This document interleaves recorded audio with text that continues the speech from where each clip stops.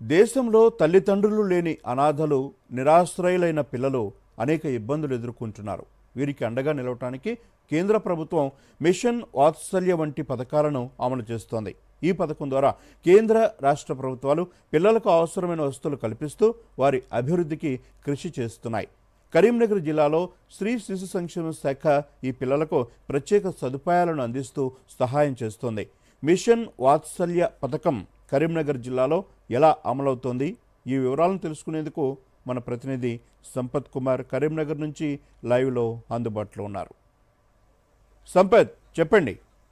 అనాథలు, తల్లిదండ్రులు లేని పిల్లలు, నిరాశ్రయులైన పిల్లలకు కేంద్ర ప్రభుత్వ ఆదేశాల మేరకు జిల్లా అధికారులు ఎటువంటి సదుపాయాలు కల్పిస్తున్నారు? వాటి వివరాలు చెప్పండి. విమూర్తులు దేశవ్యాప్తంగా 18 సంవత్సరాల లోపు ఉన్న బాల బాలికలను రక్షించాలి, వాళ్ళ హక్కులను కాపాడడానికి, వాళ్ళ సంరక్షించడానికి కేంద్ర ప్రభుత్వం 2015లో బాల హక్కుల చట్టాన్ని తీసుకువచ్చేసింది. దీనిలో ముఖ్యంగా చూసుకుంటే అనాథలు కావచ్చు, నిరాశ్రయులు కావచ్చు, తల్లిదండ్రులు లేని పిల్లలు కావచ్చు, వీటి బాలలు కావచ్చు, భిక్షాటన వీరందరినీ కూడా సంరక్షించి వారందరూ కూడా మంచి విద్యను అందించడంతో పాటు వాళ్ళు బాగుభారత పౌరులు తీర్చిదిద్దడానికి ప్రభుత్వం కృషి చేస్తుంది. దీనిలో భాగంగా అమలు చేస్తున్న మిషన్ వాత్సల్యాన్ని ఏదైతే కార్యక్రమం ఉందో ఆ కార్యక్రమాన్ని కరీంనగర్ జిల్లాలో విజయవంతంగా అమలు చేస్తున్నారు. కరీంనగర్ జిల్లాకు సంబంధించి స్త్రీ శిశు సంక్షేమ శాఖ ఆధ్వర్యంలో బాలల పరిరక్షణ కమిటీల ద్వారా ఈ మొత్తం మానిటరింగ్ చేస్తున్నారు. కరీంనగర్ జిల్లా చూసుకుంటే మొత్తం 4 సెంటర్లు ఉన్నాయి, ఐసిడిఎస్ ప్రాజెక్టులు ఉన్నాయి. కరీంనగర్ మండలం, కరీంనగర్ రూరల్, కరీంనగర్ తో పాటు చుప్పదండి, గంగారం ఉన్నాయి. దీంట్లో చూసుకుంటే ఈ రెస్క్యూ టీంల ద్వారా ఎవరైతే అనాథలు ఉన్నారో, భిక్షాటన చేసే పిల్లలు ఉన్నారో వాళ్ళందరినీ గుర్తించేసి వారందరినీ కూడా స్వదార హోంకు తరలించేసి ప్రభుత్వ తరంగా ప్రత్యేక చర్యలు చేపడుతున్నారు. అయితే ఈ ప్రతి సంవత్సరం కూడా ఈ జనవరి నెలలో ఆపరేషన్ స్మైల్ తో పాటు జూలై నెలలో ఆపరేషన్ ముస్కాన్ ను నిర్వహిస్తున్నారు.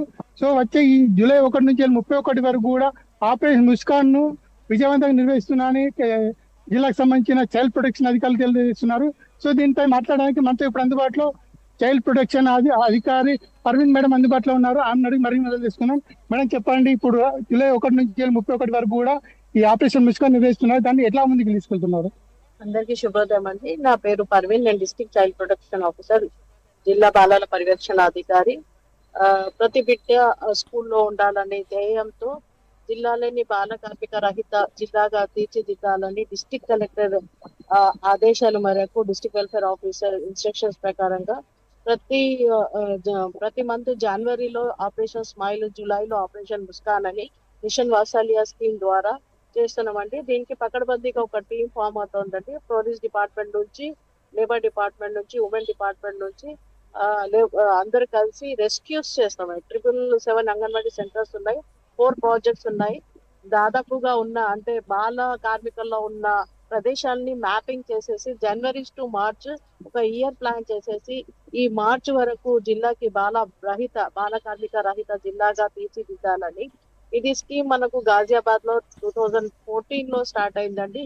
యాక్చువల్లీ మిస్సింగ్ చిల్డ్రన్స్ కి గుర్తుపెట్టి వాళ్ళ పేరెంట్స్ రీహాబిలిటేట్ చేయడానికి గాజియాబాద్ లో ఫస్ట్ సెంట్రల్ గవర్నమెంట్ ఈ స్కీమ్ ని స్టార్ట్ చేసేసి 181 చిల్డ్రన్స్ ని వాళ్ళ పేరెంట్స్ తో రీహాబిలిటేట్ చేయడం జరిగింది. ఆపరేషన్ ముస్కాన్ లో స్ట్రీట్ చిల్డ్రన్స్ ని, ర్యాక్ పికర్స్ ని, బెగ్గర్స్ ని ఐడెంటిఫై చేసేసి వాళ్ళకి స్కూల్స్ లో బడిలో పెట్టాలి. ఆర్టికల్ 21A కాన్స్టిట్యూషన్ ప్రకారంగా ప్రతి బిడ్డకి చదువు హక్కు ఉంది కాబట్టి ప్రతి బాల్యం స్కూల్లో గడవాలని, ప్రతి బాల్యం స్కూల్లో ఉండాలి. Say yes education, no to child labour అనే ధ్యేయంతో జిల్లాల బాల కార్మిక రహిత జిల్లాగా తీర్చిదిద్దాలనే ధ్యేయంతో అందరం కలిసి కృషిగా చేసి చేయగలిపి మీ అందరూ ఇదండి. చూసుకుంటే కరీంనగర్ జిల్లాలో ఈ ముస్కాన్ కావచ్చు, ఆపరేషన్ స్మైల్ కానీ విజయంగా నిర్వహిస్తున్నారు. గడిచిన 10 సంవత్సరాలుగా దాదాపు 3,500 మంది పిల్లలను ఐడెంటిఫై చేయడం జరిగింది. దాంట్లో ఎక్కువ చూసుకుంటే 2,000 పైగా కూడా ఈ లేబర్స్ ఉన్నారు, 1000 మంది డ్రాప్ అవుట్స్ ఉన్నారు. వీరందరూ కూడా మంచి విద్యను అందించడంతో పాటు వారికి కావాల్సిన వసతులు కూడా ఏర్పాటు చేశాక ఈ కరీంనగర్ జిల్లా ఇంత ముందుకు సాగుతుంది.